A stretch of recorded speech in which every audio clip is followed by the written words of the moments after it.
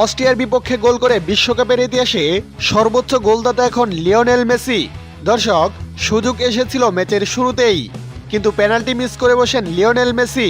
তবে প্রথমার্ধে চমৎকার এক গোল করে মিরোস্লাভ ক্লোসাকে ছাড়িয়ে বিশ্বকাপের ইতিহাসে সবচেয়ে বেশি গোলের রেকর্ড নিজের করে নিলেন আর্জেন্টাইন এ অধিনায়ক। এবারের বিশ্বকাপে প্রথম ম্যাচে আলজেরিয়ার বিপক্ষে হ্যাটট্রিক করে সাবেক জার্মান স্ট্রাইকার ক্লোসার পাশে বসেন মেসি। ক্লোসার গোল ছিল 16টি। সোমবার অস্ট্রিয়ার বিপক্ষে জালের দেখা পেয়ে এককভাবে চূড়ায় উঠলেন আর্জেন্টিনার 2022 বিশ্বকাপ জয়ী এই অধিনায়ক। বিশ্বকাপে মেসির মোট গোল এখন 17টি। ডালাস স্টেডিয়ামে রোববার রাতে অস্ট্রিয়ার বিপক্ষে ম্যাচের 39তম মিনিটে গোল পেয়েছেন লিওনেল মেসি।